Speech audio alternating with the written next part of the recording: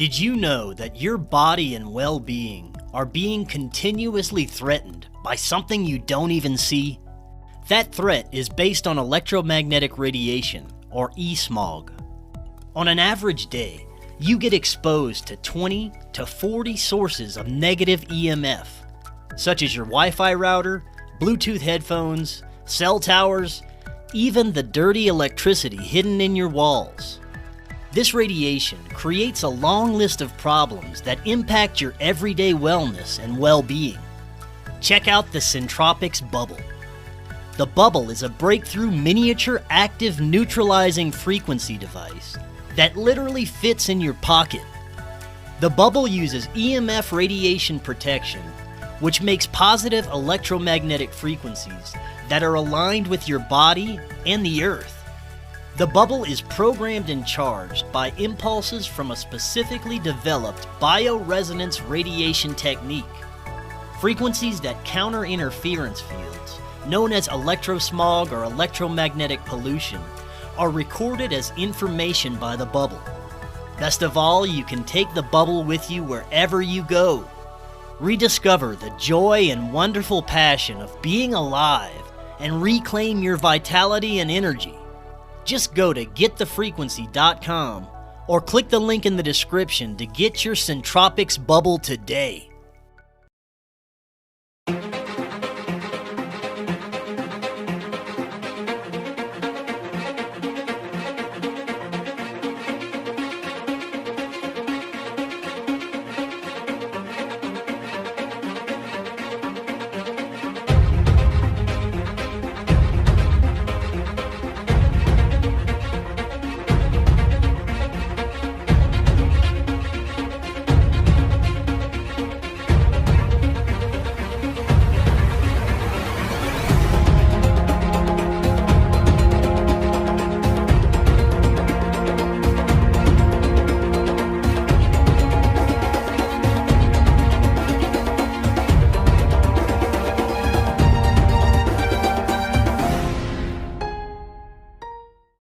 Welcome back to Forbidden Knowledge News. I'm your host, Chris Matthew.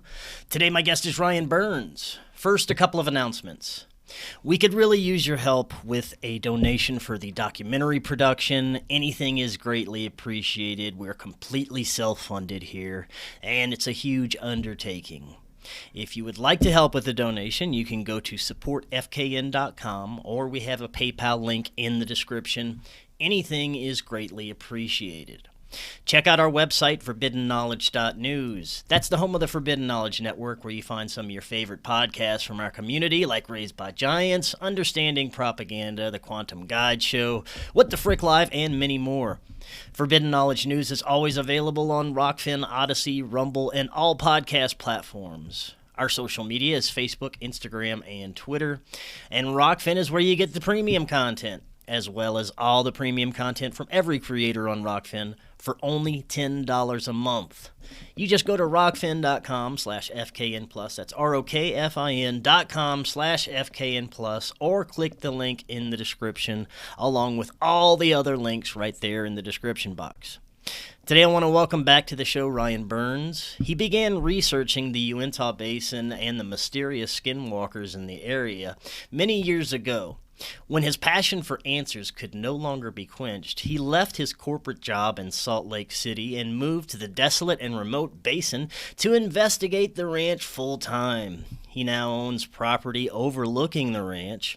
He hosts the popular podcast Hero Paranormal and has written about his experiences investigating shapeshifters, UFOs, and precognitive intelligences. Ryan, welcome back. How you doing? Doing great. Can't complain. Life is good. Yeah, same here, man. It's great to have you back. You're doing incredible things over at the Space Wolf Research Center, which is right in beautiful Skinwalker country in the Uintah Basin. Things like theoretical astrophysics and possible scientific collaborations with certain aerospace corporations that we may or may not be able to talk too much about.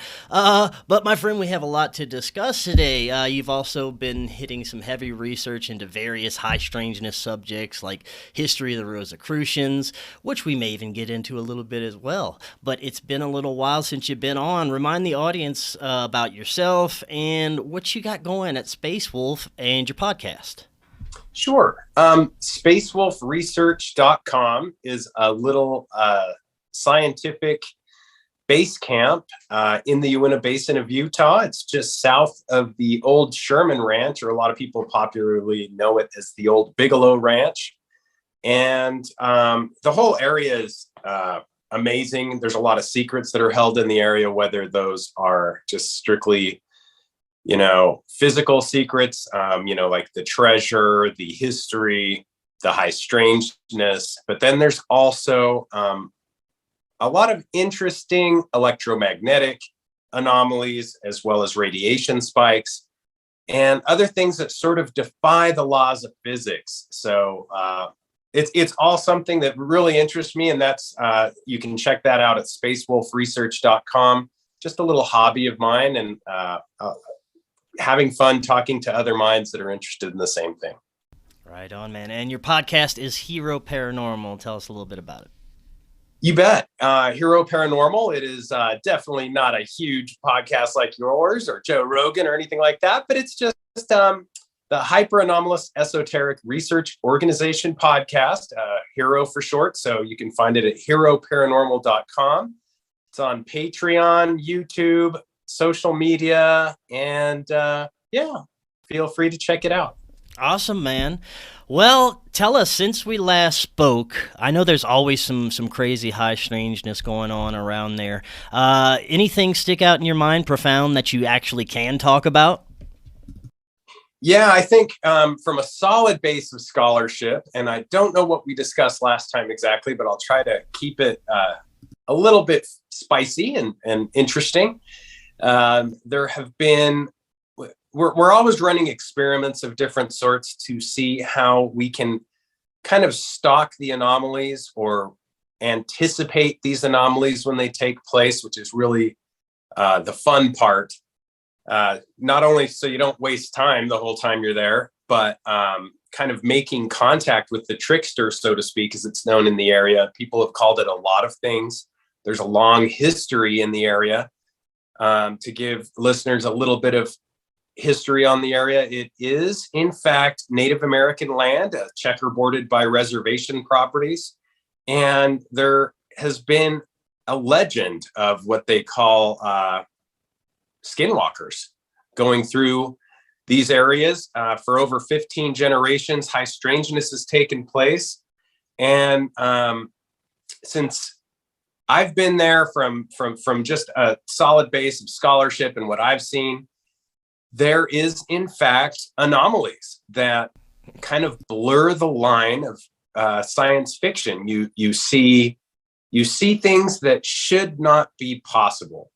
And it's very hard to record this and keep it in a database. And even when you do, you have to protect that database. A lot of times, hardened cases around computers. There's these strange electromagnetic frequency spikes that can blitz stuff out. Recently, I had a very close friend and researcher of mine go up with a brand new, extremely expensive, super high grade technology that he was extremely excited to test out in the area. And it's toasted. It's done. So it's, he called me and said, I don't know what to do, man. It's toast. Yeah. So these things happen. And the result is hopefully we'll be able to have enough ragtag data and research between everybody involved where collectively in the future we can have enough, if everybody works together, that it will be undeniable, the proof that something's taking place. Right on, man. Now, you called it the Trickster, and I've heard others kind of refer to this whole area as that before. In your research, based on everything that you've learned, do you think that this is maybe just one intelligence that controls a lot of this phenomenon, or is this something that we can separate into different phenomenon or paranormal type activity? Such a good question, Chris, because that's exactly, this thing is very multifaceted. It is a lot like an octopus where, each tentacle could be described as something else, but it may or may not be part of the same being. In the Uintah Basin, the trickster, the elementals, the werewolf, like dogmen creatures that have been seen. There's UFOs. There's a ton of different phenomenal events that it's hard to think that all of these are just interdimensionally taking place in the same place. Now, it is possible because the 37th parallel runs nearby, and that is sort of America's UFO highway.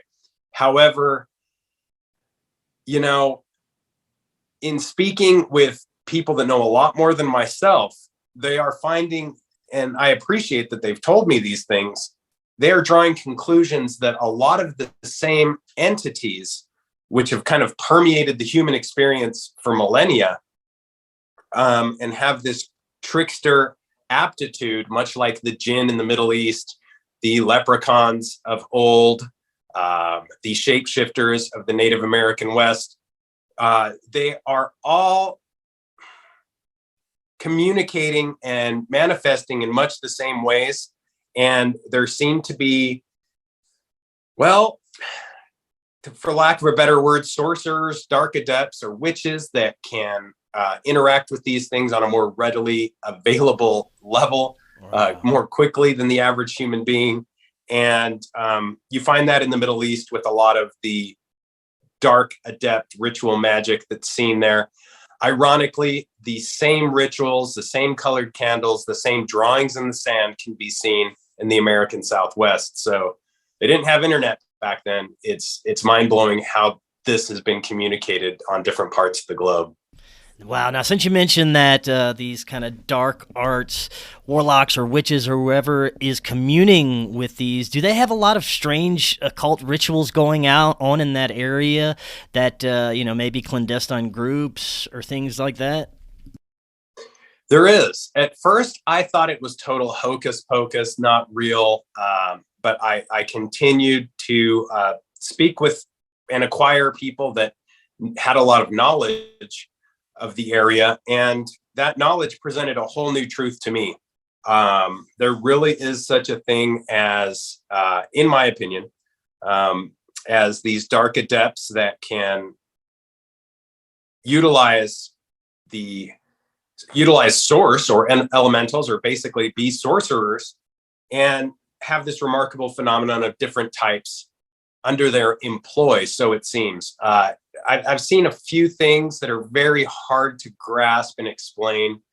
A quick example would be, I was told to be at a certain place at a certain time, and I overlooked a cliff, a red rock cliff, looking down on this camp that was apparently one of the fascinating areas where these dark adepts would meet. And they, in fact, had a small fire. There was 3 of them. They were moving in and out from the fire, much in a rhythmic motion.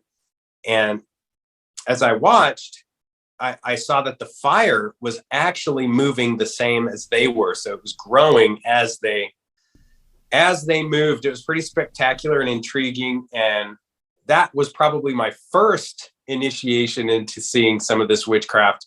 I've since seen other things that have made me a believer. So, oh man, I'd love to hear if you could disclose any of that. Hell yeah, I'd love to hear some of that.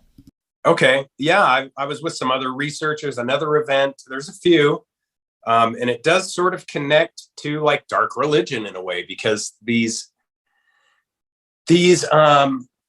masters of dark practices utilize a lot of tangible material and necrotic merchandise to make this happen. And oftentimes the easiest way to find them is at the crossroads where, the death and life meet. A lot of times those are graveyards. And I was told again, one of the graveyards where it was being noticed that the graves were being dug up. It was very close to one of my best friends, where he lives there in the Uintah Basin. and someplace I would never imagine this taking place. We went late at night, shortly after it had been noticed that this had been increasingly happening, and we parked in an area that was not very well lit, kind of hidden, and sure enough, here came a vehicle with a couple of passengers. They exited the vehicle. They did exactly what was purported to be happening. And on their way out, they decided to enter a different way than they exit a different way than they entered, which is actually also part of the magical practices, which I wish I would have known in retrospect. They always exit a different way than they enter. And they saw us and they drove by. We did exactly what we were told to do, not make eye contact, start our car and leave the opposite direction.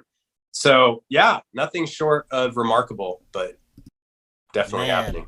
That is crazy. Now, this area is also very dangerous. There's a lot of nefarious activity that not only goes on like what you're talking about with the cult groups, but this Trickster can get a little iffy at times when it comes to how they interact with humans, and it can get a little dangerous. Isn't that right?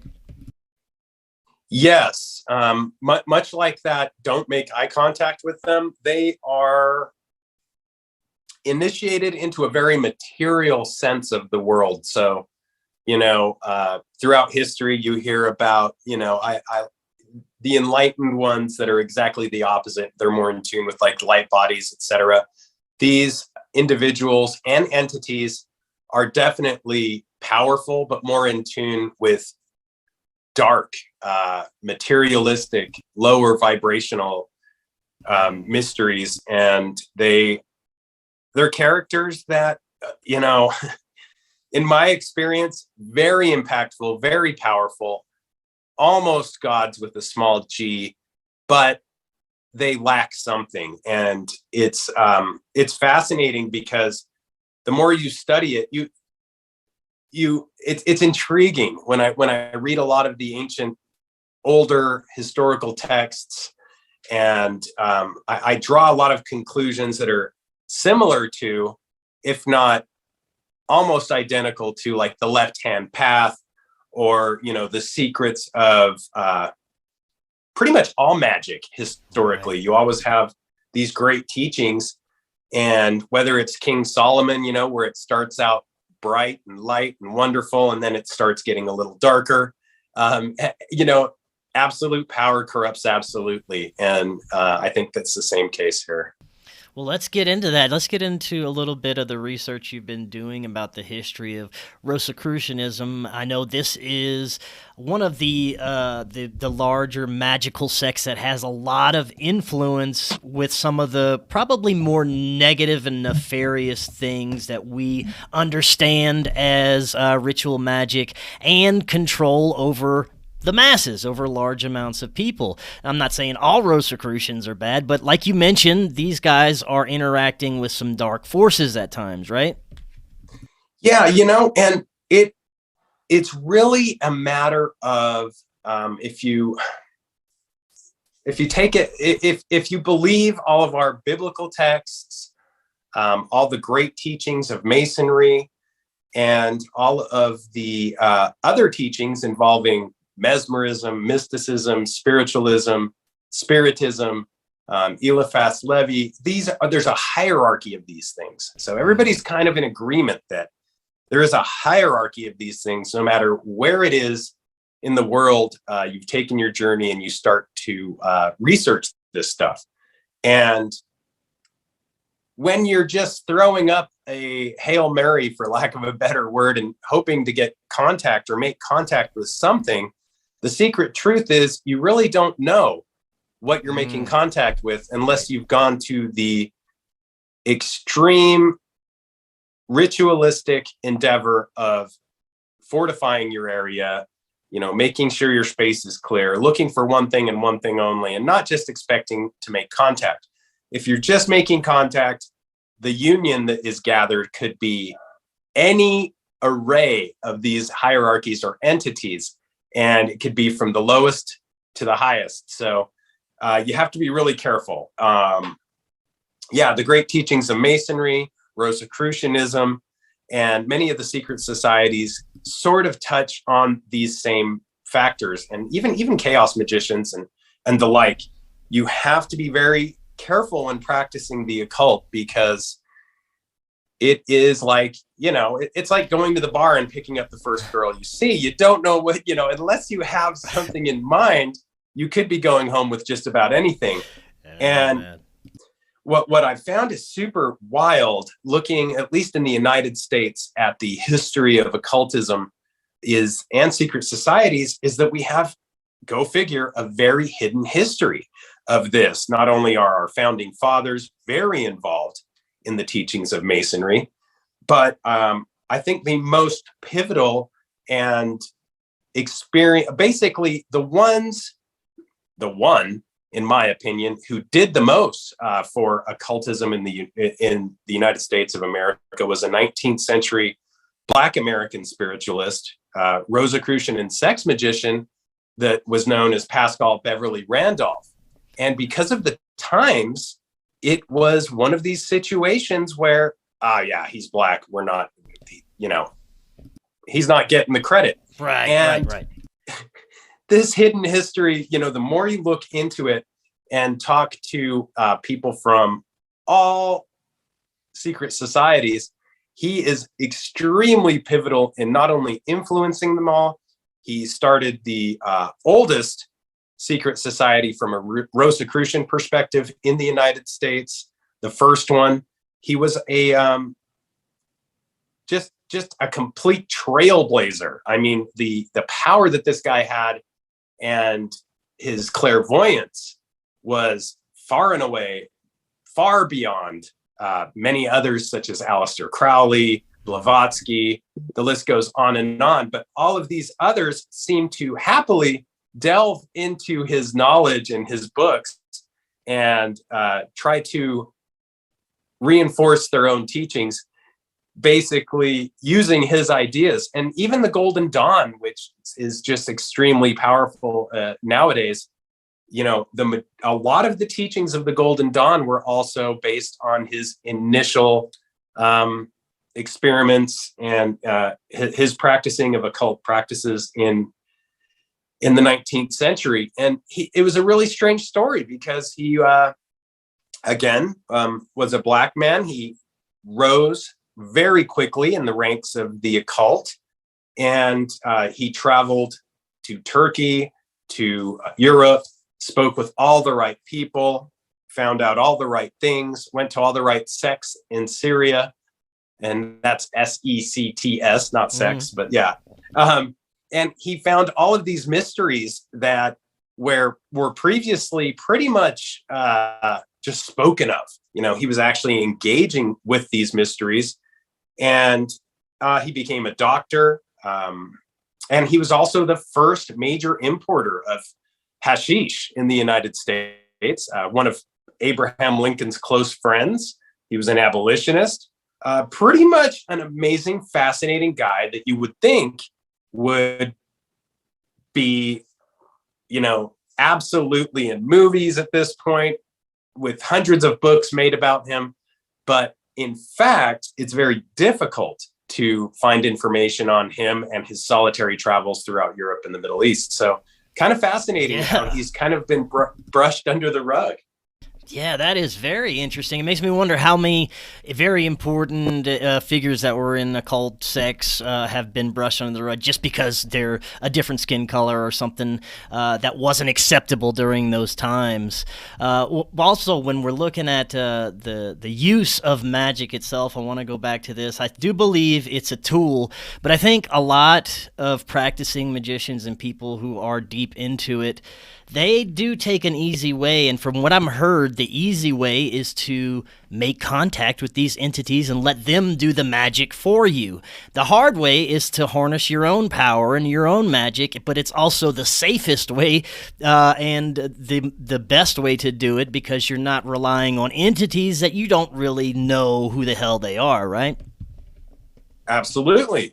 And it is sometimes some of the most powerful are the ones that are just the quickest to engage with whatever is there at the moment, in the ether.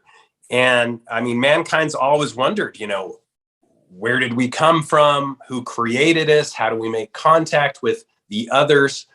And it's a difficult and tricky thing, because you can get things, for example, a book I just read called Pop Magic, which is basically just that, like quick and easy steps to make contact magically along the left-hand path with just about anything that's around. And yeah, bing, bada, boom, you can do this. And people are blown away. It's selling really well. I like the author. He does a good job. But the scary truth is, if you scare easily, this is not the path to go down. You definitely want to, I mean, there's so many books and literature on the subject. You want to be really careful, and kind of have a job resume created before you go into this, so that you know what you want to engage with and what wants to engage with you before you just dive into this dark pool of magic. Because there's absolutely, without a doubt, positive light workers out there, and consequentially the same thing on the other spectrum. So right on.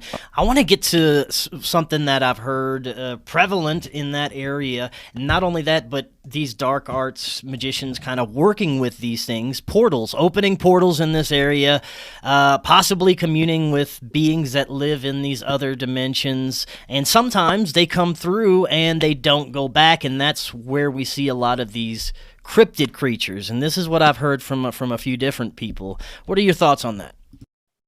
absolutely. There does seem to be portal-like activity in the area, and it is something that seems like imagination, but there are actual events that I've seen where this takes place, where explosive, otherworldly activity takes place in the same locations around the same times. And that's fascinating to me, because if you can anticipate this, the likelihood of being able to film it or gather data about it is exponentially increased. So I think portals are definitely very real, at least from a paranormal perspective. But I think that the phenomenon is also being proven on a theoretical level with like theoretical astrophysics, theoretical physics, the expansion of space and time, and what's left there. There can be actual physical things left, that and clues that lead us to believe this is taking place. Among those, electromagnetic field spikes, radiation spikes, injuries to people that are in the area when these things happen. And a lot of times these injuries are inexplicable. You know, the only way to explain them, it's like, wow, what were you doing? Hanging out in a microwave? You know, like, these are really brutal injuries. But I think the result is going to be pretty amazing over time as we enlarge the database and figure that this is actually taking place and are able to collectively prove it kind of to society. Yeah, now while we're talking about the science end of this, I had a guest recently, Dr. Simeon Hine, who believes that there is a fifth state of matter that we don't understand, that these beings can interact with and probably travel through these realms by using this other state of matter. What it is, we probably have no understanding, but it's an idea that there is this kind of energy or plasma or something that we don't understand that is around us at all times that allows these beings to come in and out of our reality. What do you think about that?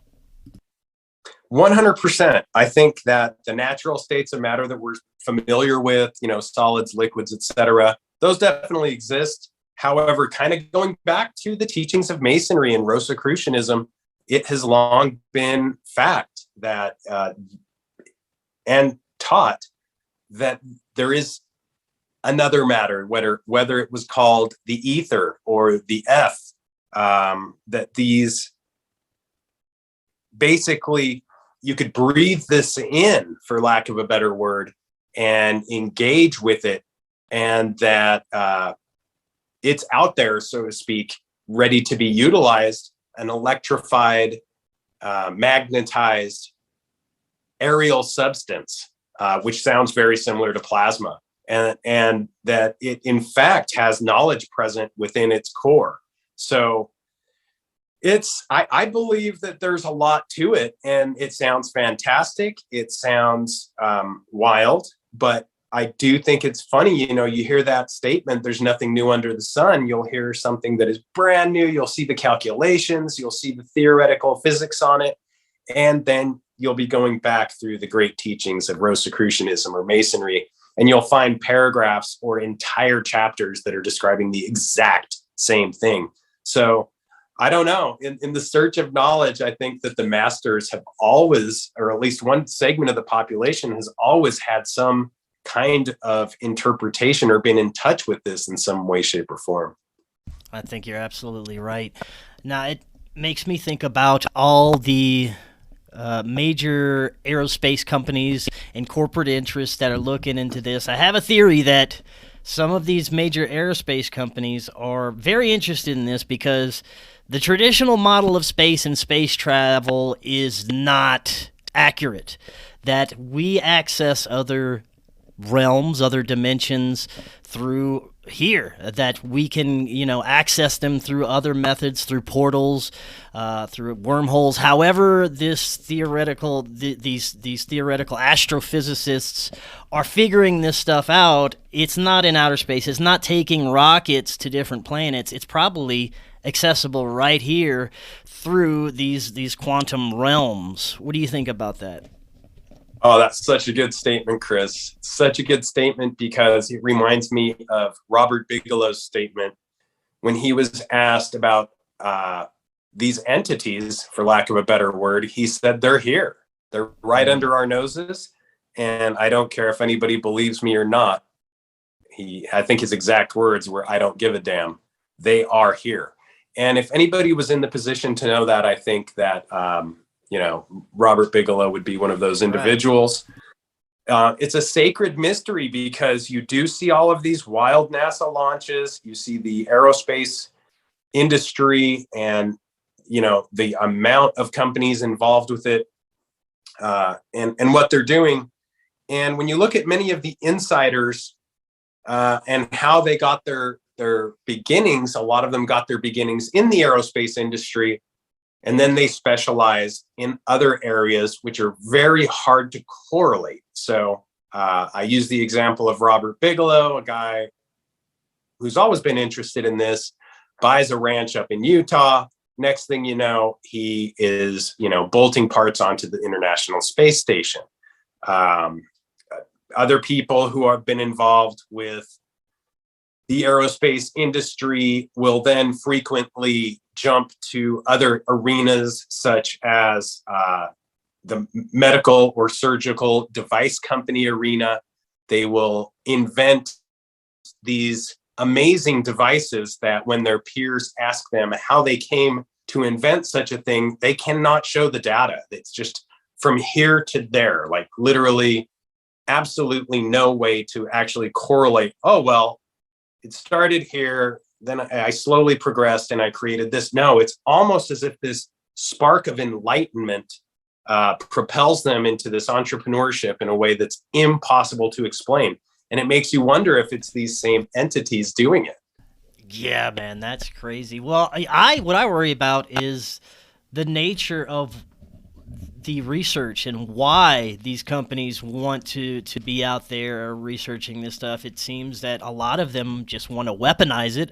And of course, the military-industrial complex, if they are out there doing anything, they're going to be researching the phenomenon to make it a weapon. I think a lot of aerospace companies as well are doing this, probably working with departments of the military just to get more information and make this stuff into a military grade weapon or worse. I don't know what they're trying to do. I just know, looking at the powerful people behind a lot of this stuff, it's never usually anything good.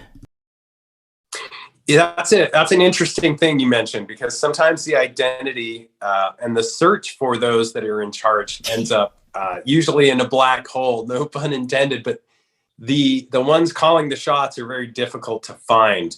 And a lot of these games played by shell corporations and nonprofits and companies that are basically military contractors, it's designed that way. You know, they have 20, 30 LLCs or sub LLCs under a corporate umbrella that they can literally play a shell game with. If one of them gets tied down, poof, that one's gone, and they can move on to the next project. Interestingly, yes, there is the need for our government to investigate this, because it's kind of a moving account of how the world works. And if you're not at the top of your game, somebody else could be at the top of the game. And the way it was explained to me by someone in the intelligence community who lived in Maryland, he said, you know, as bad, because I was hitting him with all these questions, and he said, yes, there's some very dark forces in our government. And he said, unfortunately, as bad as you think those are, there are much darker forces in other governments. And unfortunately, the chaos that they would produce, having the same knowledge we have, would be exponential, unbearable, and unfathomable to the population as a whole. So it's best that we are in control of a lot of these things. And spectacularly, you know, getting back to the entrepreneurship of a lot of these corporations and where amazing inventions are coming out of, whether it's known or not where they come from. It's very similar to the book Day After Roswell, where, you know, you get something and these companies would say, well, what am I dealing with? You know, what is this widget? And the answer is, I don't know. You tell me, or use it in a way that can help. And, the popularized book by D.W. Pasulka, American Cosmic, outlines the case of, I won't use his actual name, but the case of someone they call Tyler Durden. It's reminiscent of the movie Fight Club. So the first rule of Fight Club is you don't talk about Fight Club. You just show up and you play the game. And that's a lot how this works. You know, there's NDAs over NDAs, and this is worldwide. So the search for an identification of a lot of these technologies and how they're being used in secret may never be known, but the fact that they exist and we're catching glimpses of this off and on is amazing. Right. Well, what I would really want to know is how long have these interests, whether military or corporate interests, known what's been going on? How long have they been interacting with it and scientifically experimenting with it? And the biggest thing I'd want to know is, have they been using it against us in any way? So those are just things that I wonder about when dealing with this stuff. For sure. Unfortunately, the hidden paths of power have, unfortunately, not only because it's more convenient, and from a budget perspective, a lot more inexpensive to use some of these technologies on our own, so to speak, or in our own backyard. There's a lot of examples to this. And it's so hard when I go back through the Rolodex in my mind of what can be spoken of and what can't. I think I'm okay mentioning some of these.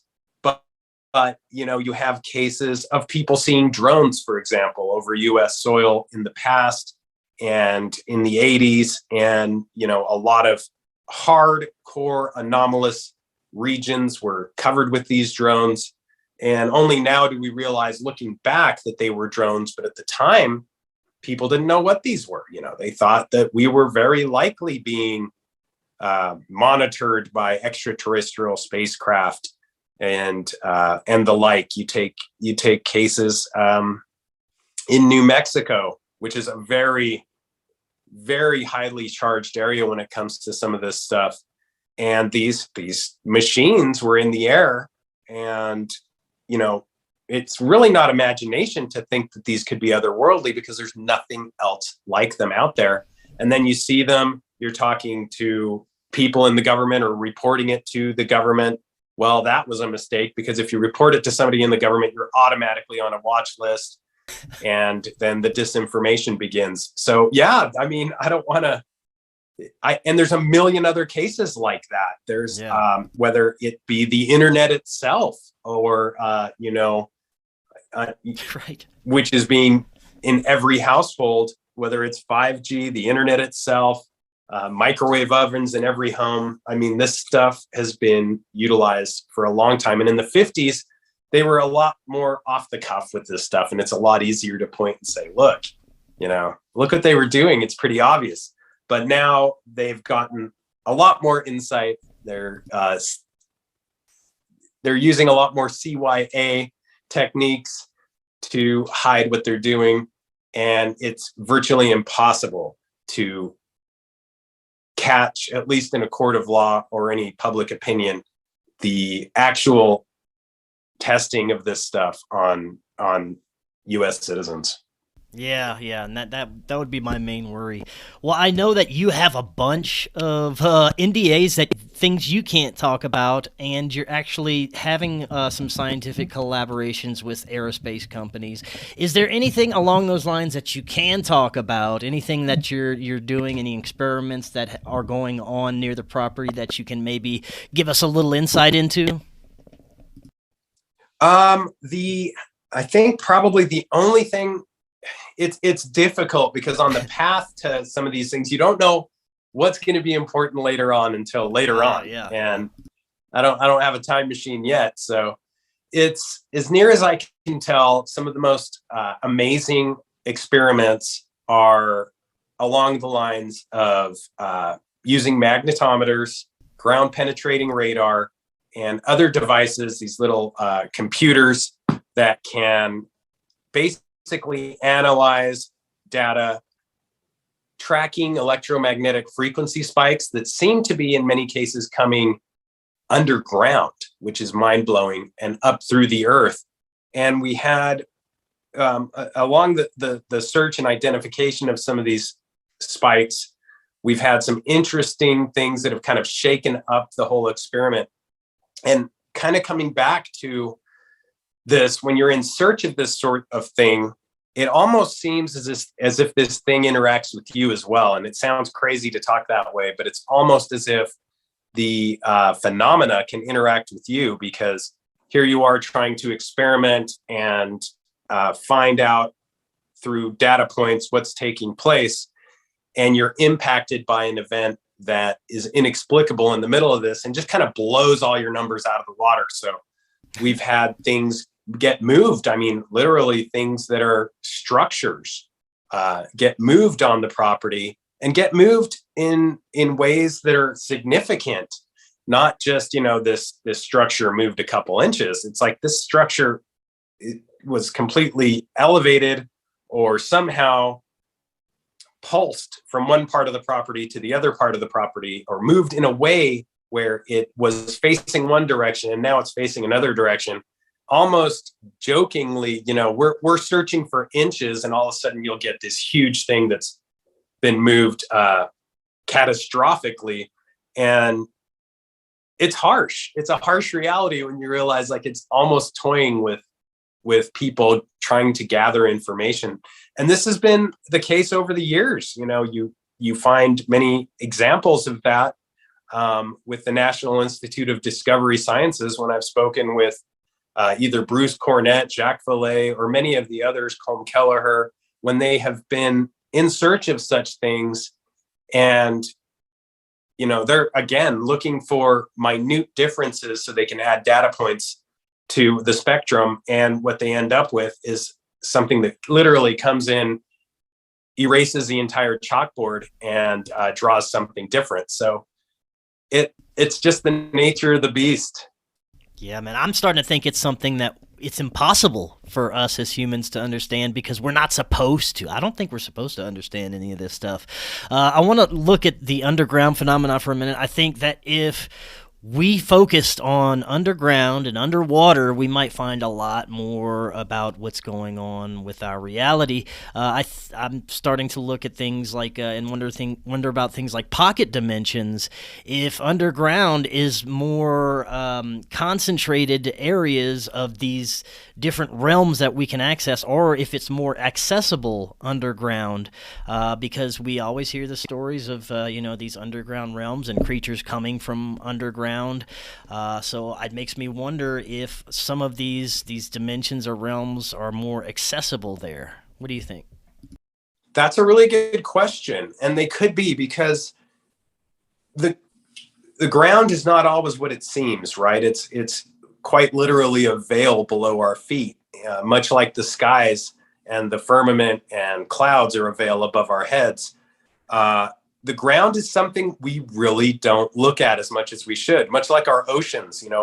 You'll find that in a lot of the declassified stuff coming out about UAPs and UFOs, the one thing that they are very, very guarded of are USOs.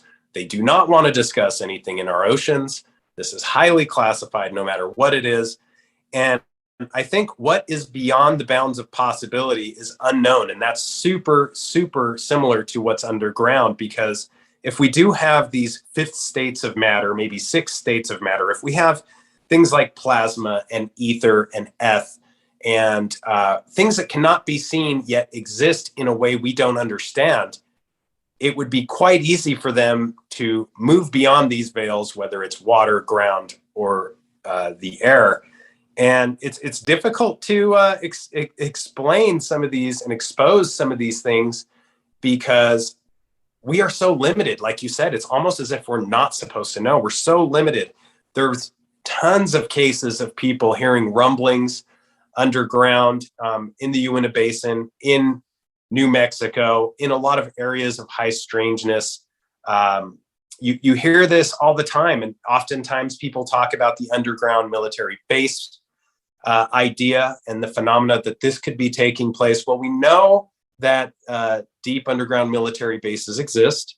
This is not something that is false in any way, shape, or form. We have it out in the public. There's Cheyenne Mountain in Colorado Springs, near your neck of the woods, and we have it all over the place. So this is not extremely far-fetched, but it's difficult to pinpoint, because then all of a sudden you have various levels of national security involved, and you don't want to be the person or the identity that comes out and says, oh, there's an underground base here, and next thing you know, you're a traitor committing treason. So it's an interesting case. And I think with these exotic theories that there are charged intelligences that are non-corporeal, much like plasma or magnetized items, whether it be in the earth, sky, water, it's difficult because they're so hard. You may be able to catch a glimpse of them, maybe even get a photograph. You can feel it under your feet, but how can you prove beyond a shadow of a doubt that this stuff is there? It's like beyond fathoming, really.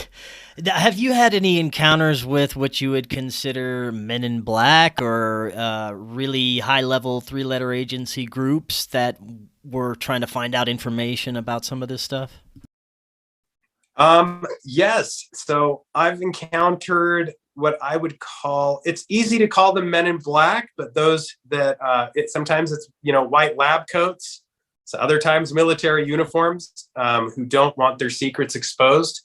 And all the more common these days is what I call business casual. That seems to be the camouflage of our day, is business casual, where they ask you to describe something and you're like, well, the guy just looked like a ordinary guy, because the men in black were so common back in the 50s, when that's how everybody dressed for the most part. So now the mystery is slightly changing. But yes, beyond a shadow of a doubt, there have been many cases of these men in black, for lack of a better word, as John Keel sort of coined them, these military types that will interact with people and sort of try to get them to be quiet. This case is super evident in modern times with the Bledsoe family, for example. I've spoken with other people in the Uintah Basin that will encounter these people in areas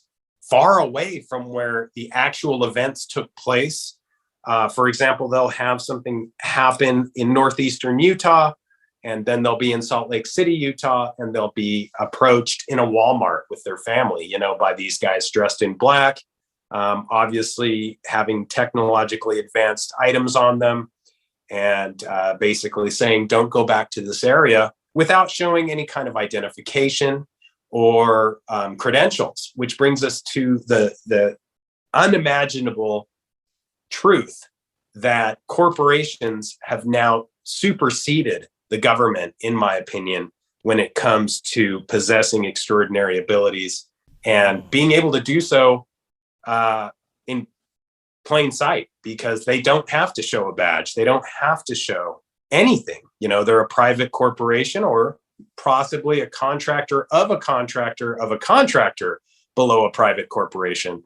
So there's absolutely no way to understand, much less control, the bounds of their power. That is kind of terrifying, yeah. Now, man, one of the most fascinating aspects of all this is the humanoid figures that are seen, or even more fascinating, the shape-shifting humanoids that are seen or witnessed. I know that you've had a couple of experiences. Are there any that really stick out for you? Any humanoids or something that could have resembled a human or shape-shifting along those lines?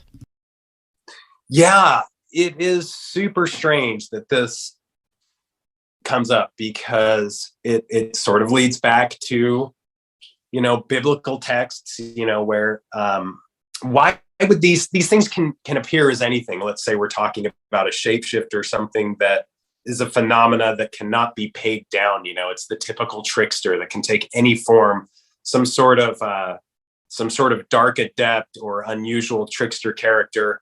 And it could be a wolf. It could be anything it wants to be, yet it does, in fact, represent itself as a shadow person, a boogeyman, a humanoid.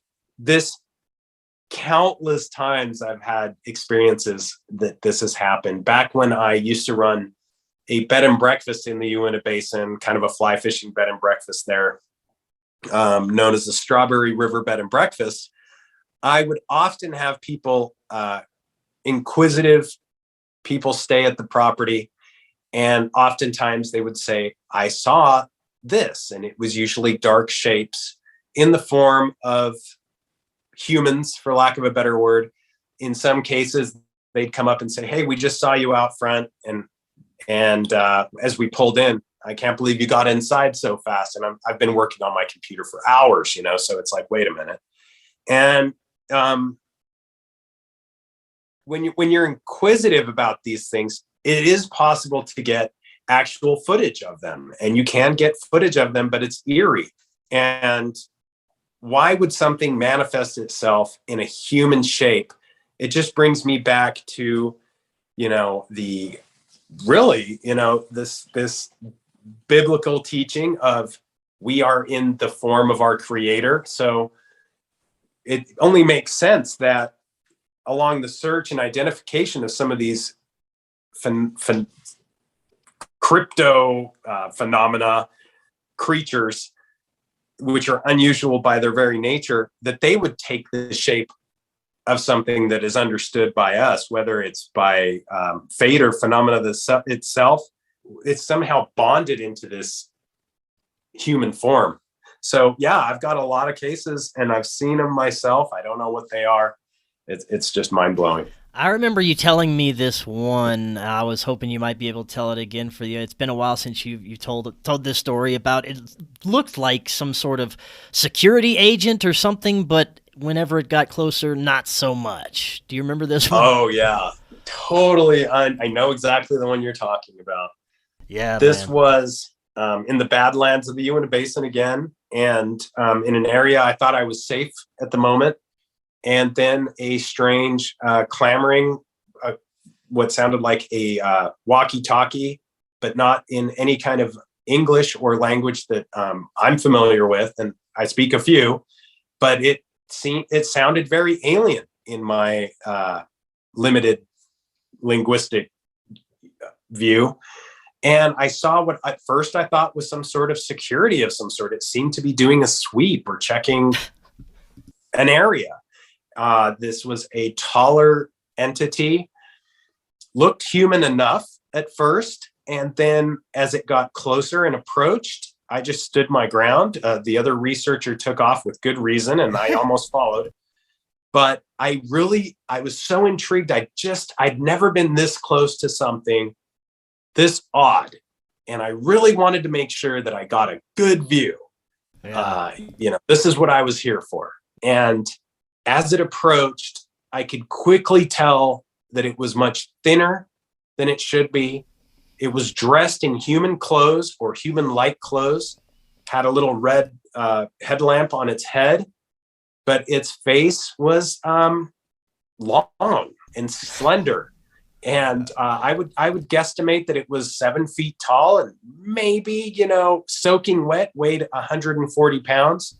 So, I mean, literally skin and bone. And it would seem to be intrigued by my presence as well, as if it wanted to get a good look at me.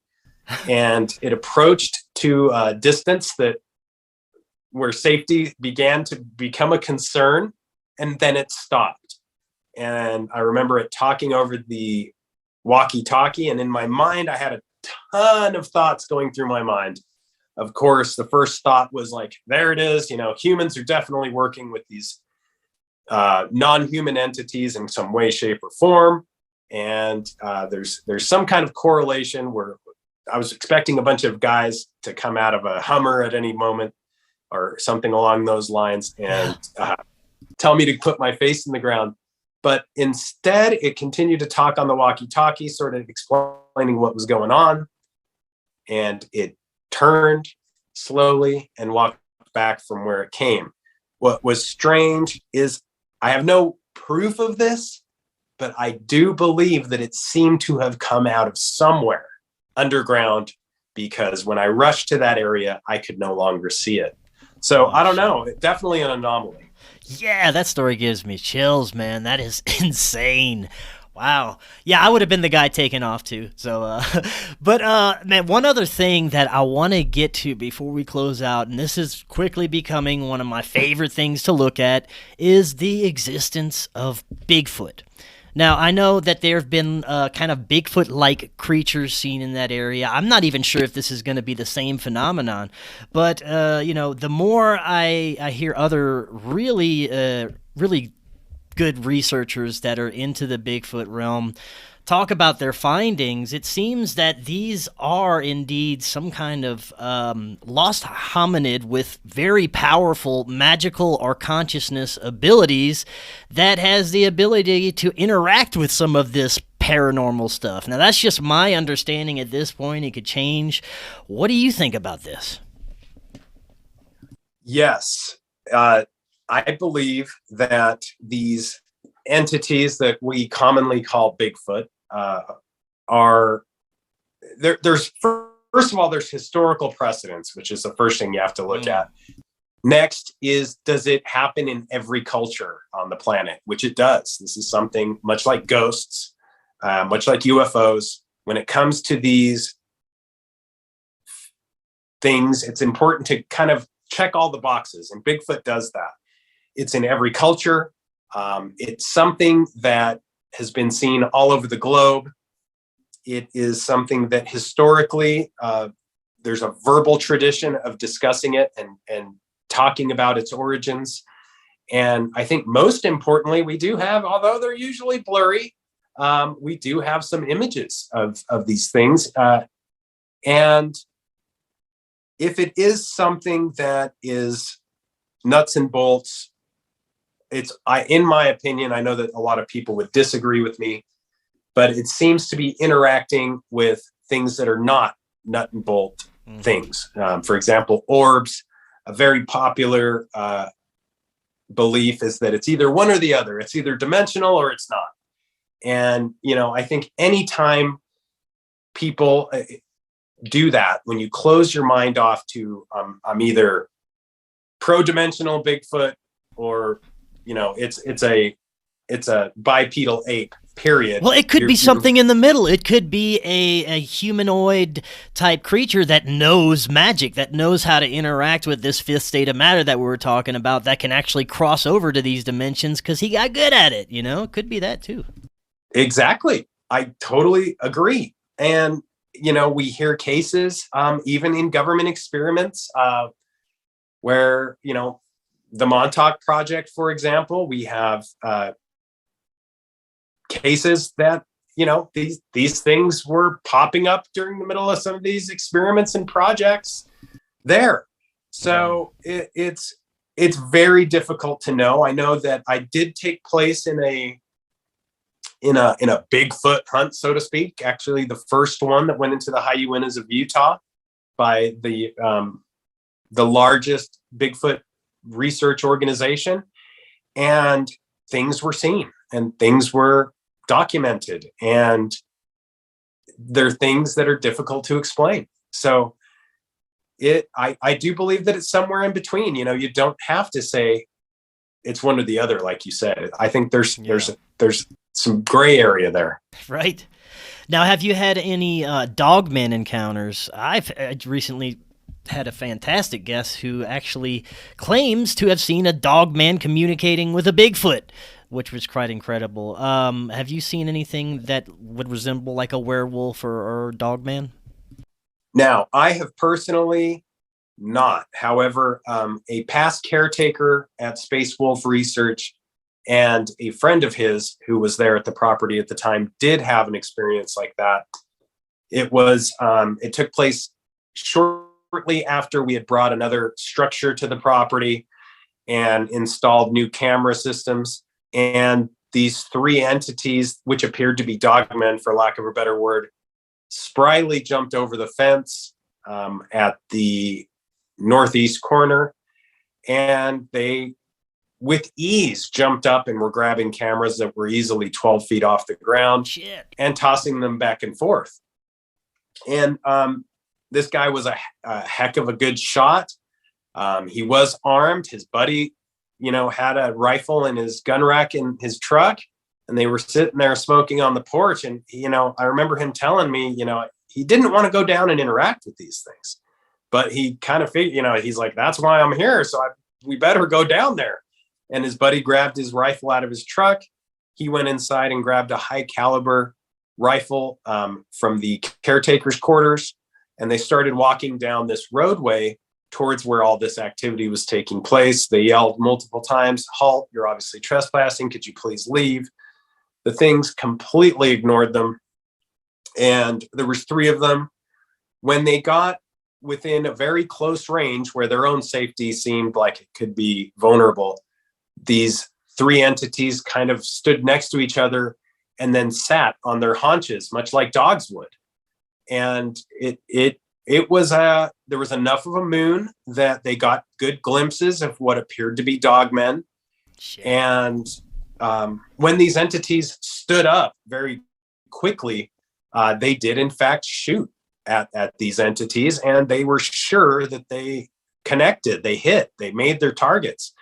And there was absolutely zero effect. They just seemed bothered at that point, turned around and jumped over the fence and ran off. And I mean, very high caliber weapons, definite hits. I remember I called three other researchers to go up and investigate immediately. I came up very early the next day from Nevada, and we did find the shells there. So there was some physical evidence, but zero blood, zero hair, zero chunks of flesh, zero anything where you could prove that it was a dogman. But the shells were all present, the cameras were all messed with, and everything else in the story seemed to make sense. Man, that is incredible. Ryan, this is excellent. Every time we talk, a beautiful, wonderful conversation, and I can't wait that I'm hopefully going to be able to get out to your area, come visit with you sometime in the next upcoming year. So what advice would you give for people that haven't been to the area, that are, coming and they not necessarily want to experience something, but, they're interested in the area and they want to see what happens? Do you think that the main thing people should know is be respectful? Very important. If you're attempting to see anything like that, be respectful of these others. And it's also important to not think of the other as an enemy, because a lot of this is co-created by the observer. When you do deep research into the secret truth behind the trickster or the phenomenology of shapeshifters, dark adepts, etc., whatever it is this other is that you're trying to make contact with, definitely don't go in with the thinking that it is an enemy. Approach it more from a friendship perspective, but just, not friends with benefits, just friends from a distance. Right on. Yeah, man. That's definitely good advice. We don't want to be having any type of intimate relationships with these things. At least I don't. Maybe some people are a little freaky, but who knows? Ryan, this was great. Before you head out, let the audience know where they can find your podcast, website, all the good stuff. You bet. You can find Hero Paranormal, which is the podcast, at heroparanormal.com, or Hero Paranormal at Patreon. It's also available at Podbean, other places where you can listen to podcasts.